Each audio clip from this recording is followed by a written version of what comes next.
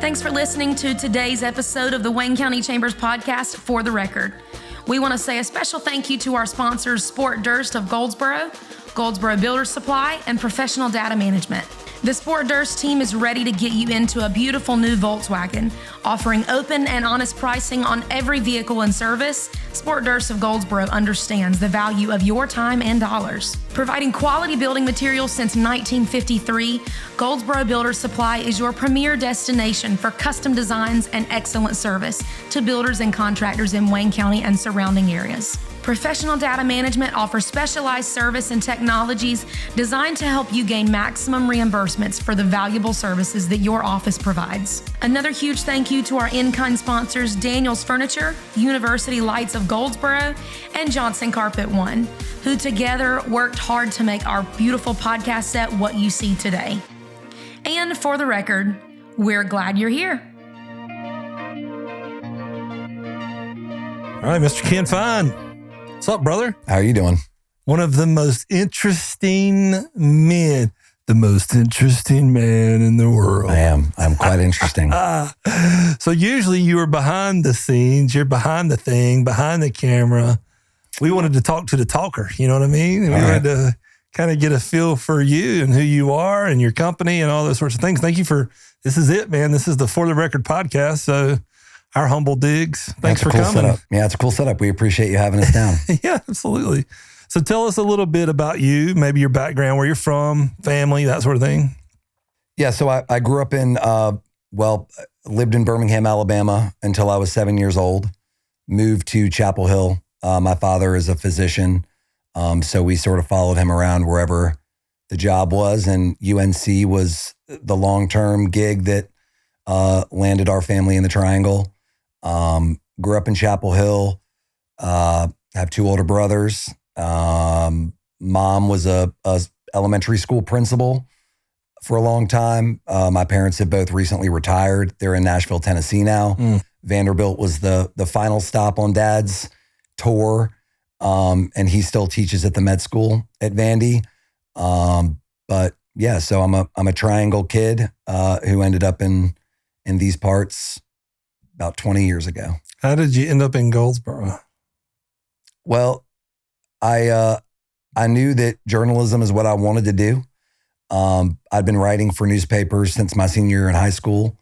Wanted to be at the Herald Sun in Durham just because it was the hometown paper. And then they got sold to a conglomerate, and the local feel kind of slipped away. So when I graduated from college, I sent my resume to every North Carolina newspaper that had an opening. And the first person that called me was a man named Dennis Hill. At the time, he was the managing editor of the News Argus. And he said, we'd love to talk to you about, what you might want to do for us down here. And I'll never forget, my family, we went to the beach every summer, and we would always stop at Wilbur's Barbecue. But when you're a little kid in the back seat on the Game Boy, you're not always familiar with your surroundings. You're not paying attention. So I'm driving to Goldsboro for this job interview, and I'm about to take the Berkeley exit, and there's an F-15 landing over Wilbur's, and I thought it was crashing.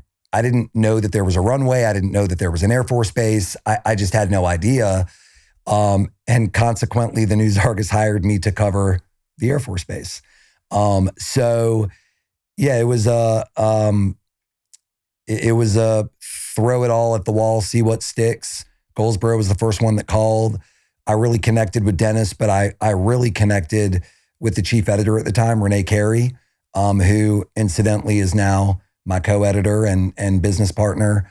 So that worked out pretty well, but just found a home here, and my son was born at Wayne, and my daughter went to school here. And so it's over 2 decades, it's become home. My children, Holden, my son, has never lived anywhere other than Wayne County. My daughter doesn't remember a life before Wayne County. So this is home. This is home for sure. So tell us about your family. You've got 2 kids? Yeah, so my daughter is a sophomore at NC State. She's in the design school and the honors college. She's a great kid, very artistic minded. My son is in 7th grade here in Wayne County Public Schools. And my wife is an EC teacher at Charles B. Aycock, and she's been there for a long, long time. Now, you said, you're talking about how you were from Chapel Hill. Where did you go to school at Chapel Hill University? So I wanted to get away from home. When you go to my experience is I went to a small private school. Everybody was going to the same handful of universities. They were going to Duke, Wake, Carolina, or Ivies. And I wanted to get away from that and to see something different. I knew journalism is what I wanted to do. So I actually went to the University of Kentucky and they had a great journalism school. It's where I ended up meeting my wife.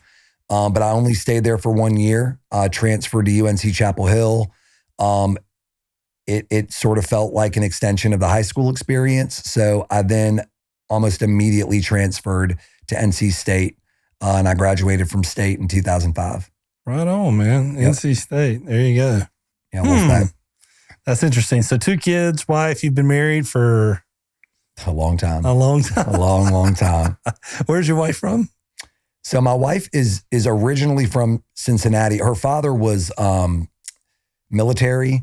So her early years, she was in Okinawa on an Air Force base at Kadena.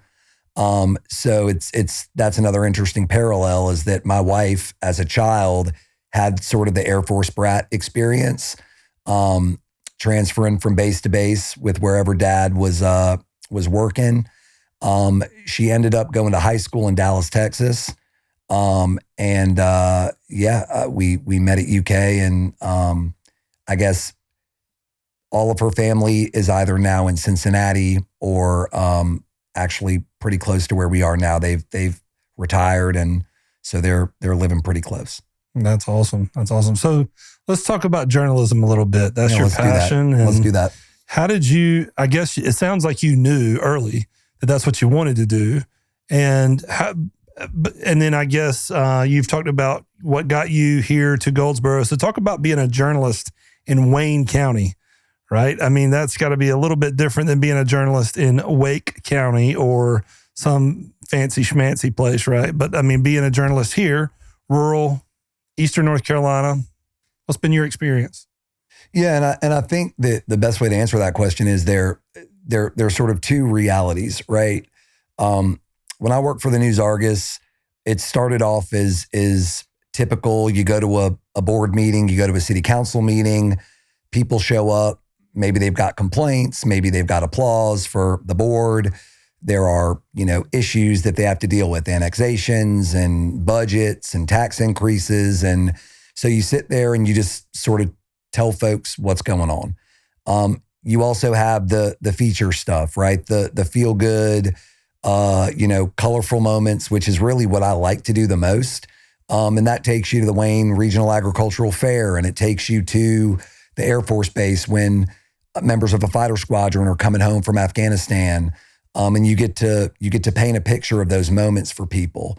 When I was, at the News Argus, I ended up having the opportunity to go to Afghanistan during the war, during the surge, summer 2009.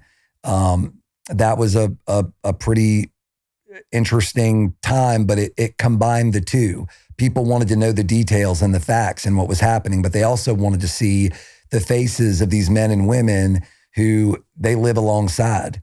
Their kids go to school together. They're on the same soccer team. They're on the same basketball team. They wanted to see those faces. So we got to provide them with both. And I think that sort of the second phase of it is what we're doing now. It's hard to really explain the liberty and the freedom as a journalist when you're your own boss, when you don't have to answer to a publisher who has deep roots in this community, who maybe you're telling a story about somebody that he knows, somebody who provides, financial support to the product through advertising.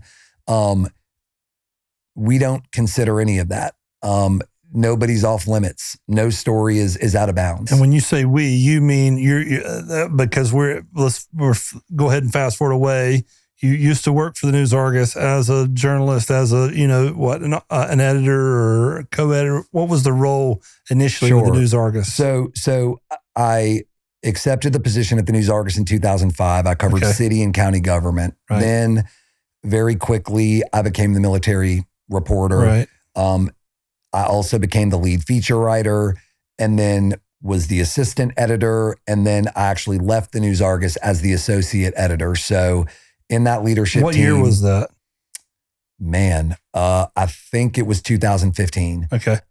So left the News Argus then as the associate editor.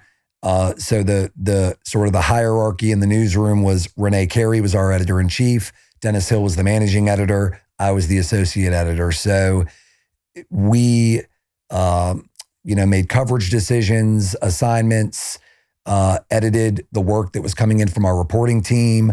But also, I was a working editor. I was always a storyteller. So that sort of, and there were other projects as well. I mean, I was the editor of the Air Force Base's newspaper, The Right Times. We did a monthly magazine at the News Argus at the time called Go Magazine that I don't believe exists anymore. So lots of different projects. But yeah, sort of a working boss, if that makes sense. No, that makes total sense. But the biggest part of the part I've been most excited to talk to you about is what's happened next or what happened after that. Right. This chapter that you're currently in is you started your own business. That's right. Right. And the name of that business is? Yeah. So the name of the business is New Old North Media. And what led to that is when I left the News Argus, I went back to my original home, right, to the Triangle. And I ran the news operation for a publication in Durham. They were expanding into Raleigh.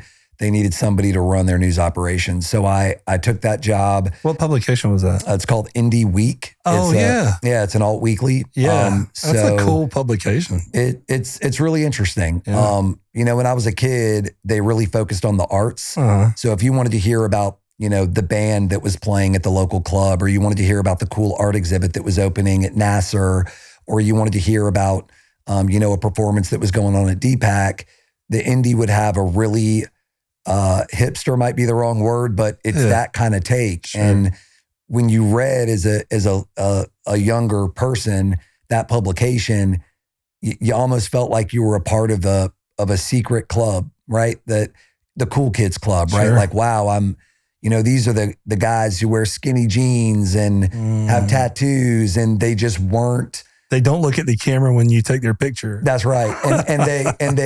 And for me, going to a private school my whole life, they weren't like those kids.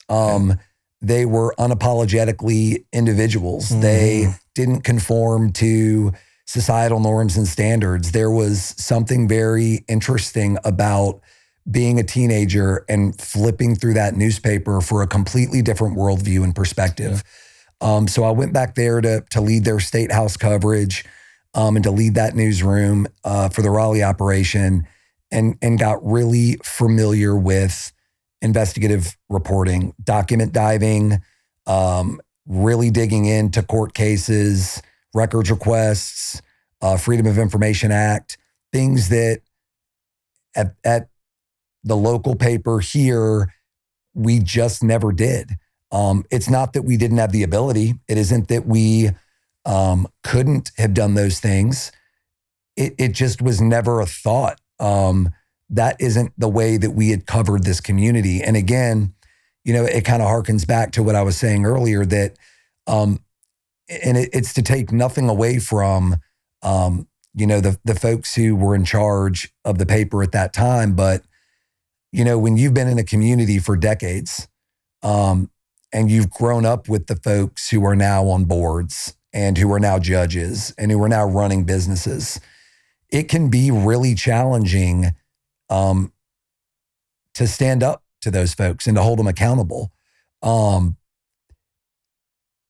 I think that's what makes what we do and what we have been doing, that's what makes us different, is that we don't really care if you're a Republican or a Democrat or an independent. We don't care where your family's from. We don't care if you're a fourth generation business owner or a fifth generation farmer. We're going to tell your story. And sometimes, oftentimes, recently, we have to get into issues that rattle cages.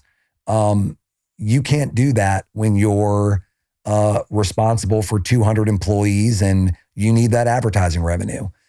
You can't do that when you're, your best friend from 8 years old to now is the one being investigated. Is the one being investigated. You just can't. You can't do it. And that's kind of, isn't that a little bit the indictment on local news? Period. I would think. In other words, the challenge.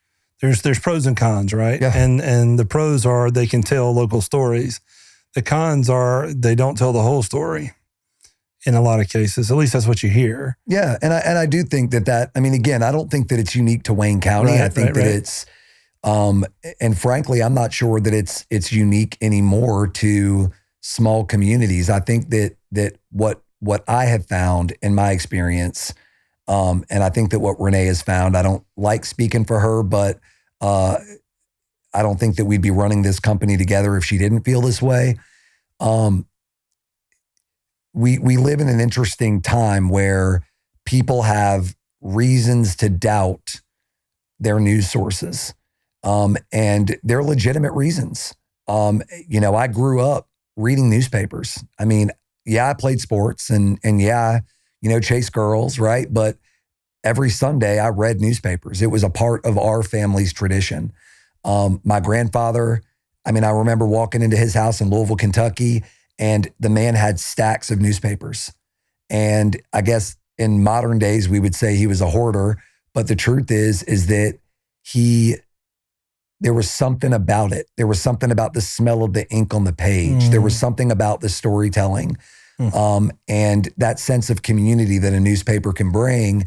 And that was just a part of my family's tradition growing up. So I feel like it can be challenging in a local level to tell stories, not just because of sort of the aforementioned, everybody knows everybody, and do you really want to be at the grocery store and someone's glaring at you because they appeared in your paper that week, but also because people look out for each other.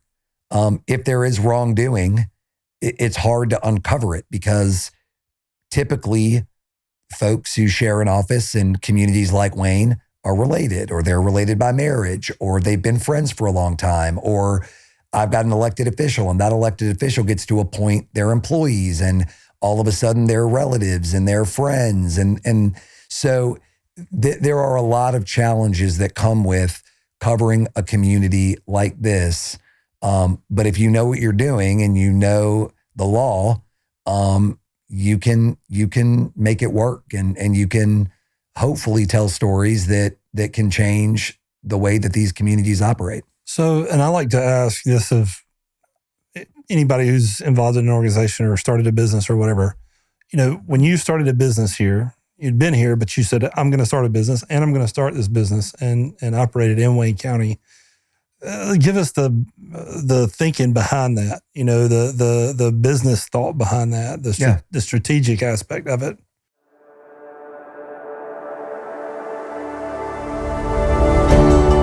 Sport Durst Volkswagen Mazda of Goldsboro is proud to support Wayne County Chamber of Commerce. Family owned and operated, Sport Durst knows the importance of keeping local money local and supporting the community.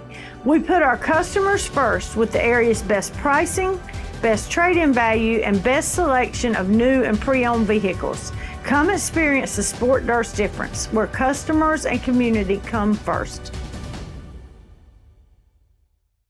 And it was actually a pretty easy call. And I'll say that because there were two things that I knew. And I'll give you just sort of a bizarre example.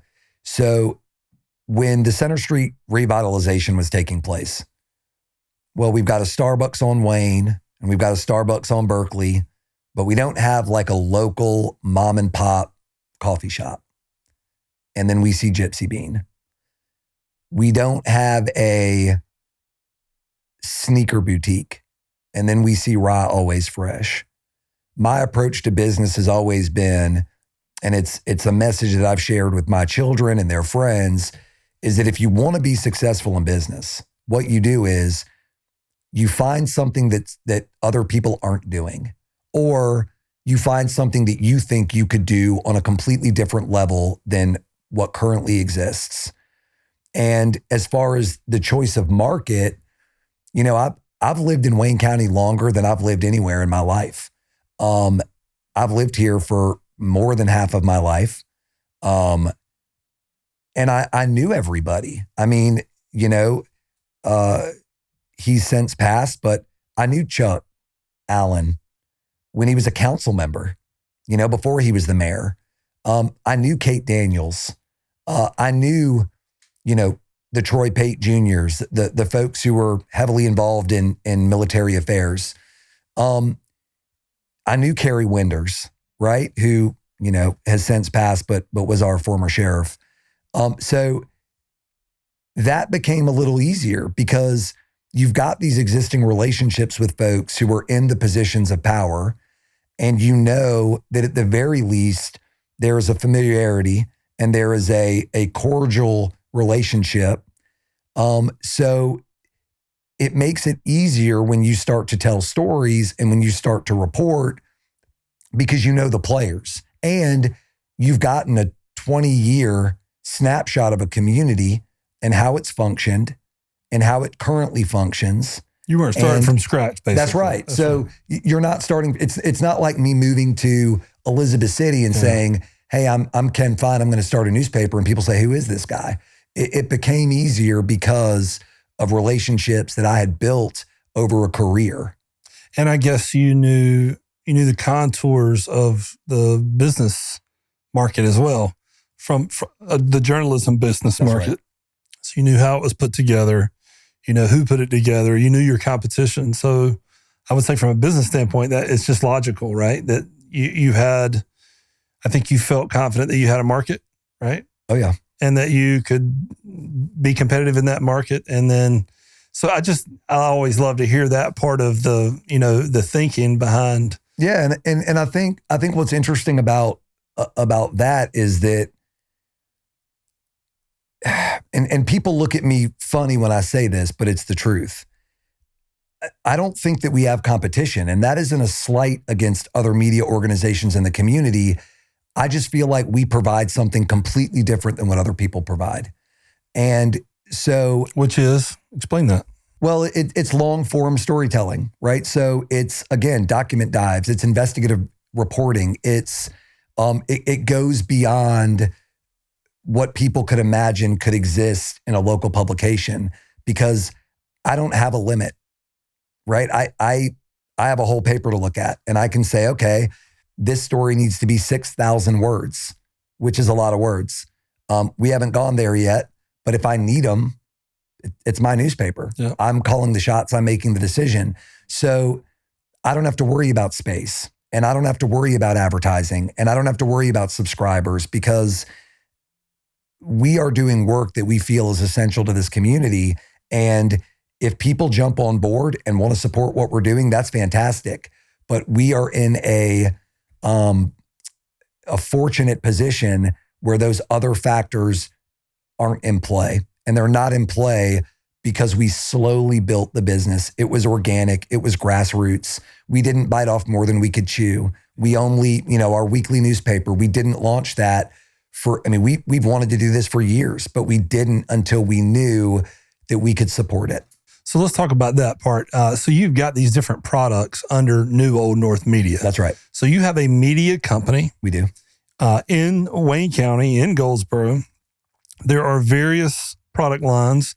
Let's go through those product lines in order of maybe chronologically.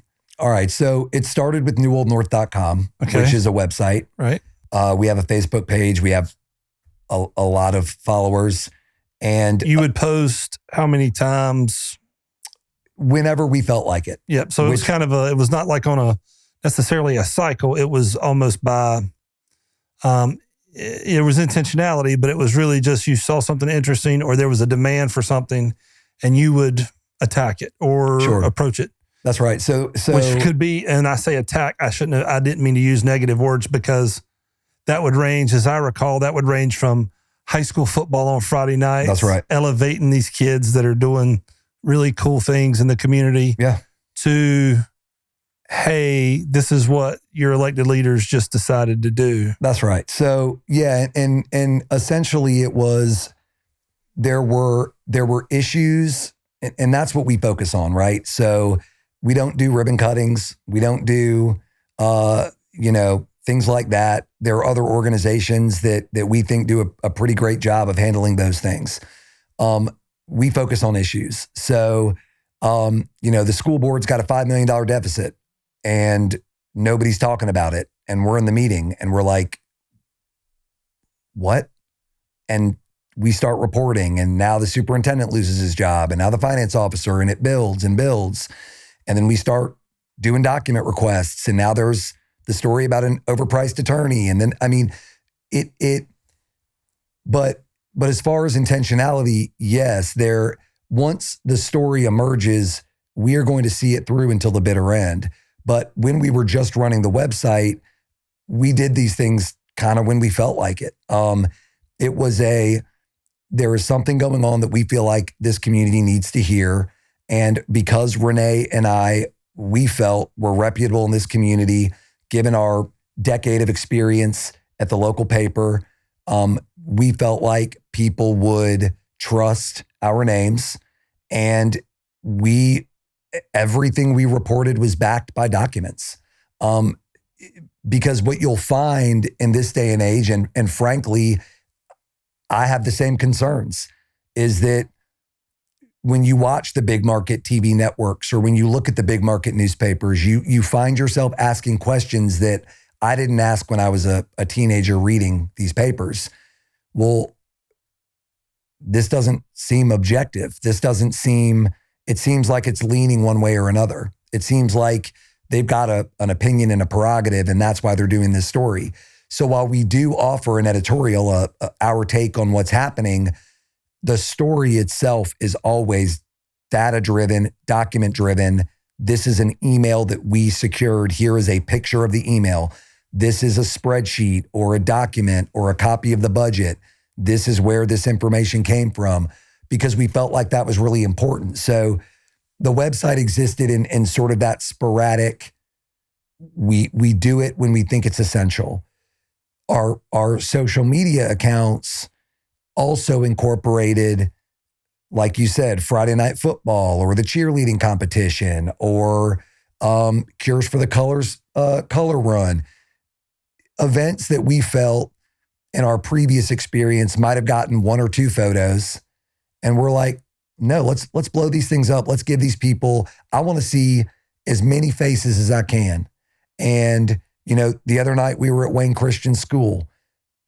Wayne Christian just dominated Faith. I think it was 50-14. 2 of our 20 photos that published were football photos because the Little Eagles were out there. And you've got these little kids that never get the attention. They're never out there. So we wanted to give them some love, and we wanted to give,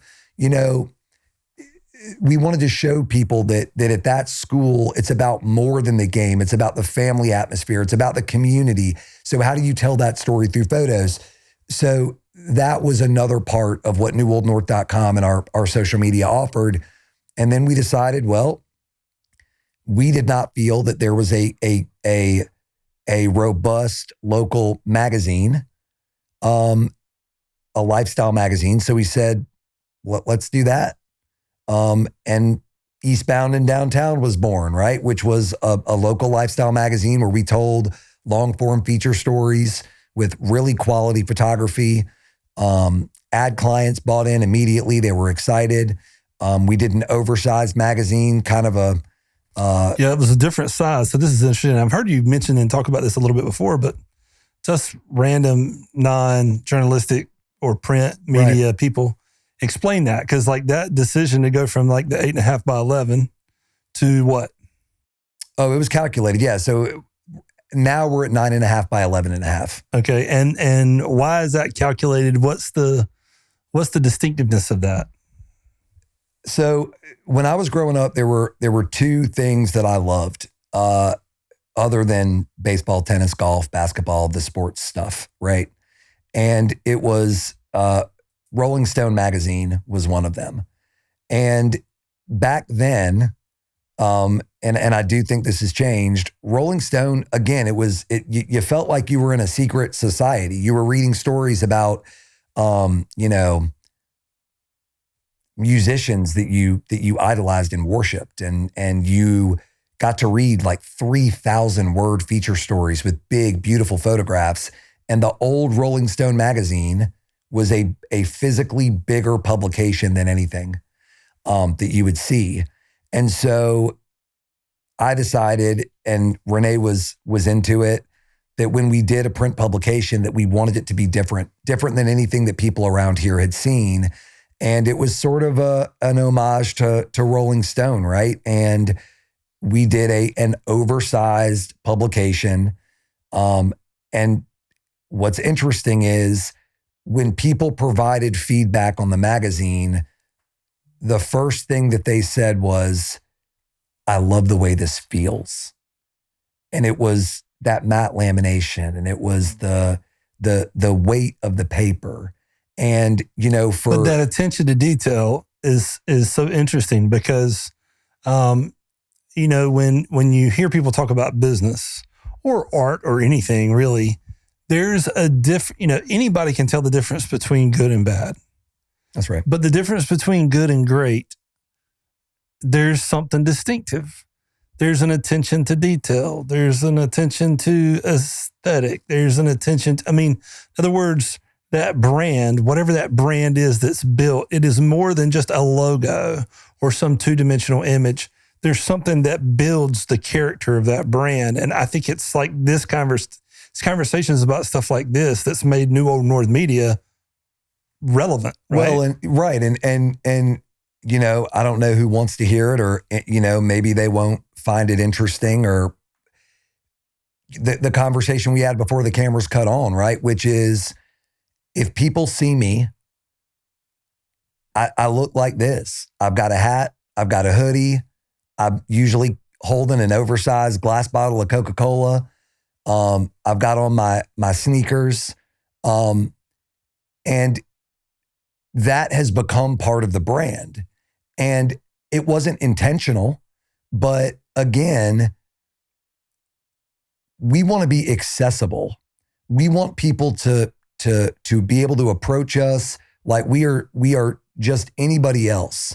And I go to a basketball game and, to take photographs, and all the kids know me. And it's, oh man, you got that shoe game. Look at you with that, I'm not doing it for them. I'm doing it because these are things that I love, but it breaks down barriers. That oversized publication, you said the difference between good and great. I would hope that people think it's great. Maybe they do, maybe they don't. But for us, we wanted something that this community had not seen. And, perhaps it was the exemplification of, this sort of symbolic, thing that we always say, which is, when we do something, we're going to go big. I'll tell you this, printing a 9.5 by 11.5 it's a custom job. It's more expensive by thousands of dollars than an 8.5 by 11. I'd be making way more money if I did a standard size, but it's never been about that for me. That's why I'm not going to go hat in my hand, walk in business to business, asking people to advertise. It's why I'm not going to go hat in my hand, asking people to subscribe to our publication. We are going to do what we believe fits into our philosophy. And that philosophy is big, exciting, quality. And if people are attracted to that, fantastic. Join us on this journey.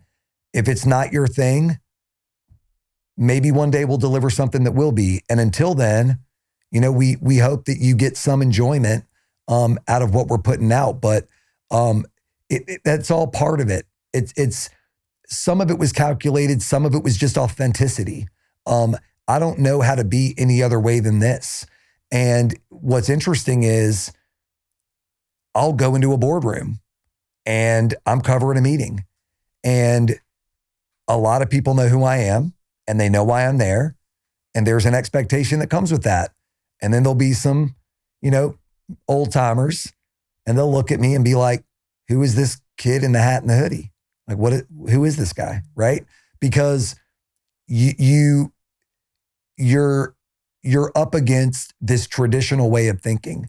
And if New Old North is anything, it is as far removed from the traditional way of thinking, I think, as we can get. And don't you think, because I think it's fair to say that by virtue of the stories, probably more so than anything, and the authenticity of the stories, but even style, just it's like this ushering in of a little bit of a different era, but that's not always welcome. Yeah. So let's talk about that, because Sure. I guess in New Old North, those three words, and in some ways it's just like Chamber of Commerce, those three words, or DGDC, those four letters, whatever it is, there's sauce on it sometimes. Oh, yeah. It's not always just, oh my God, this is the greatest thing ever. That's right. Talk about that. You're in a small town. It's controversial what you do.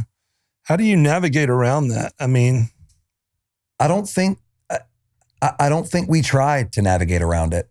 I think that, again, I believe, and I know that Renee believes, and our other, contributors believe, that this is really important. We talked about covering the military. We talked about Afghanistan. And when I came back from Afghanistan, I had the opportunity to fly in an F-15E Strike Eagle. And I'm terrified of heights. But it was one of the coolest experiences of my life. And I try to avoid being overly sentimental. I'm cut from the old cloth of not wanting to show vulnerability all the time. But that base matters to me. Those experiences with those men and women and their families gave me an appreciation for what they bring to the table, that growing up in the Triangle, removed from it, in a private school with a wealthy, family, didn't ever want for anything. I gained a new appreciation for that in Wayne County. I gained a new appreciation for the farmers that put food on our table when I was in Wayne County. And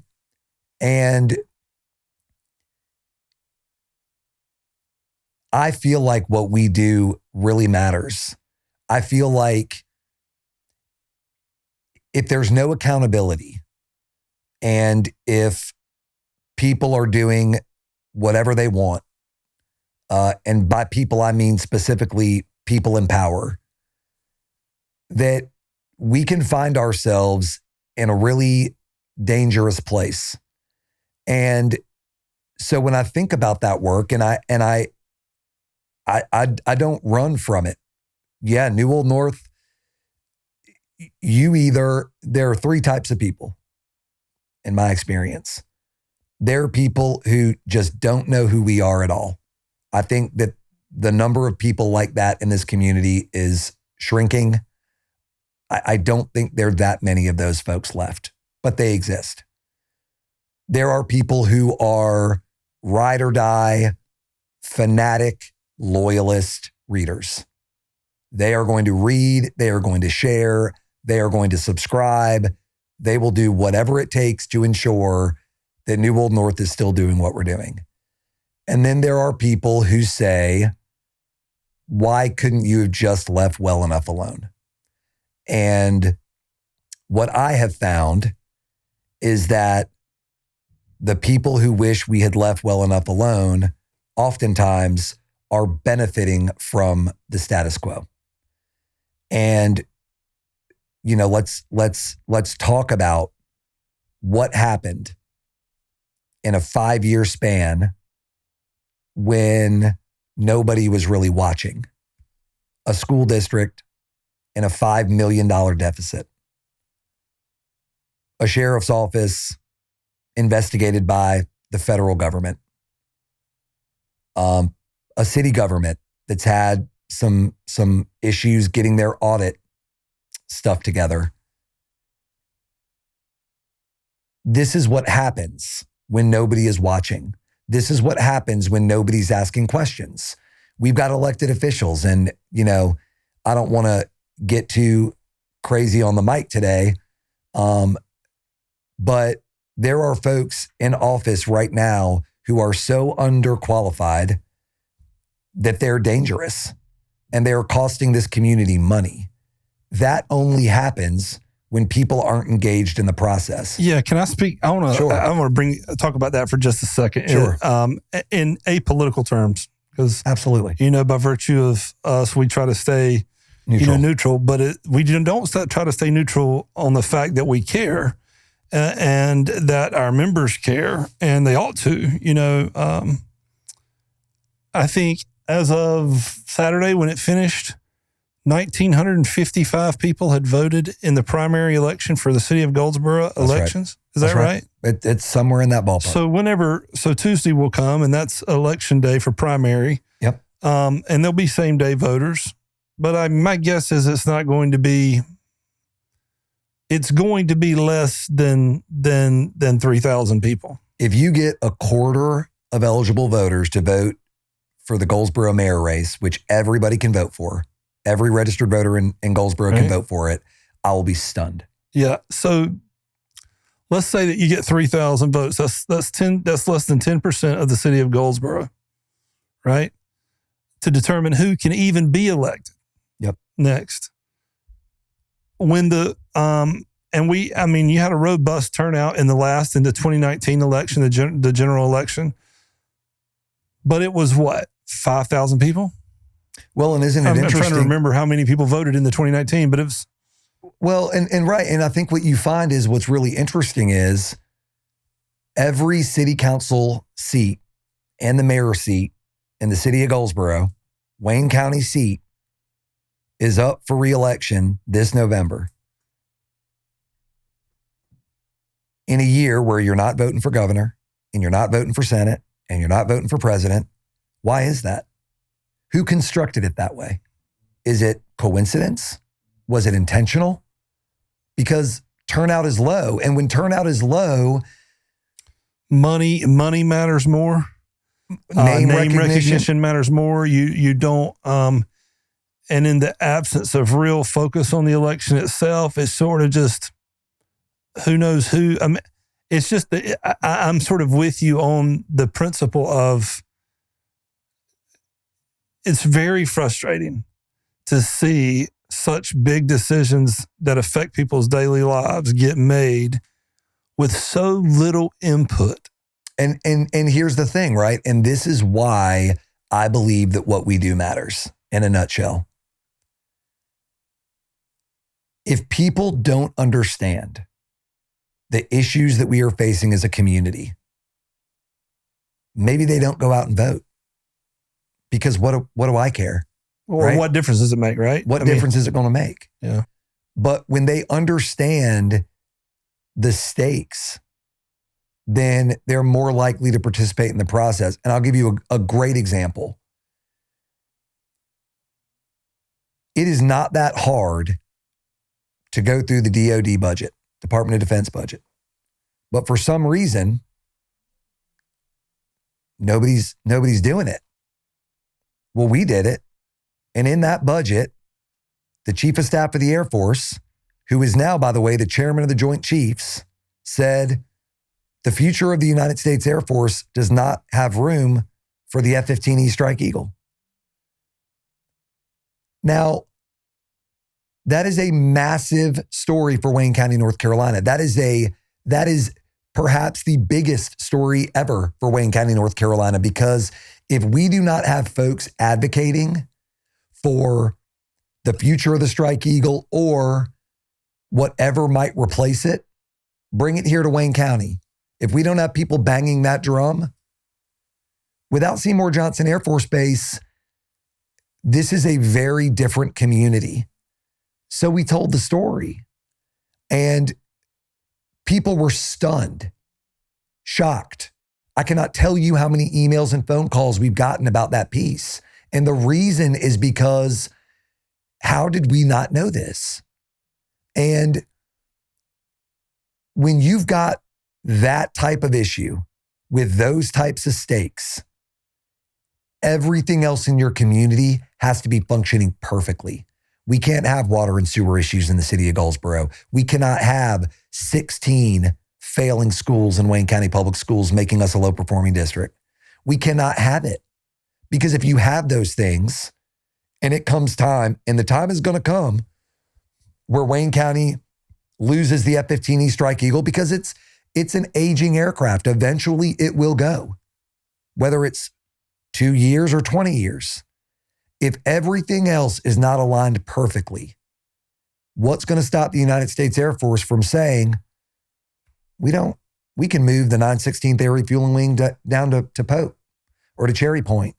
We don't need them right here in Goldsboro. And by the way, we're a one runway base. So expanding the fleet in Wayne County doesn't really make sense. And oh, by the way, we're only 90 minutes away from the coast, which means that we get corrosion on our aircraft from the salt in the air. I mean, there are so many factors that play into this. And I think that oftentimes we can lull ourselves to sleep and take for granted that the things in this community that keep this community strong are safe. We just assume those F-15s are going to be streaking through the clouds forever. And I hope that they are. But that's why it is so critical to tell these stories, because if we're not involved in the process and we're not electing leaders who are going to fight on our behalf, I'm a small business owner. This impacts me just like it impacts Pizza Inn and the local boutiques and the car washes. I mean, it affects everybody in this community.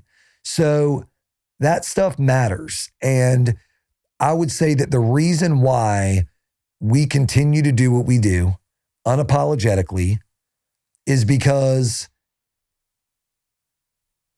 if we keep ignoring the warts in this community, it doesn't mean that they're not there.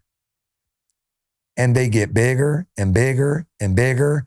And all of a sudden we wake up and we've got a $5 million deficit in our local public schools. All of a sudden we wake up and we've got a city that has no bond rating worth anything and can't borrow money. We've got a police department that can't compete with departments 15 minutes down the road, and we're losing officers in the middle of an uptick of gun violence. We have failing schools where 23% of students can read at grade level, and they're being floated to graduation anyway. And those are the future leaders of this county. Every one of those issues had gone unchecked. And so we stepped in, and we tried to do it in a way where there was documentation. So, you know, we live in an era where people are rightfully distrustful of media. So how do you combat that? You combat that by proving it. You don't think that we have 16 failing schools? Here it is. Here's the document. Yeah, I mean, I think that at the end of the day, and I'm not a journalist, but as someone who has, over the last few years, become pretty distrustful of, you know, media and journalism in general. Sure. I think that, well, number one, the closer you get to stories, in other words, the closer you are to stories, the better those stories are told, and the documentation by which they're told have the ability to build trust. That's right. I do believe that. I agree with you on that. I think that, in fact, I wish that more people would do it that way, you know, like make it more local. work harder to build more trust, work harder to build, these, you know what I'm saying? Like, I do. I just think I think that in some ways it's gotten so corporate. Yep. And everything is this is true across a lot of sectors, but it's so corporate that it's gotten so large that it's so out of touch with where people are in their day-to-day lives that people just don't care what you have to say, even if you had something to say. And you know what? There are two things on that point that I think are really important. Okay. When things get too corporate, somebody who does not live in your community, who does not know your community, who has probably never set foot in your community, is setting the editorial tone for that product.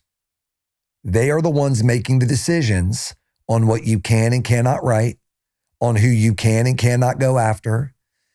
Maybe they like Democratic candidates, maybe they like Republicans, whichever way it goes, they set the tone. And in a community like Wayne County, we can't have that. You have to have people with a vested interest in seeing this community succeed. And when the decision-making is out of the hands of anybody on a local level, that's dangerous. And the other thing that I would say is, think about it this way.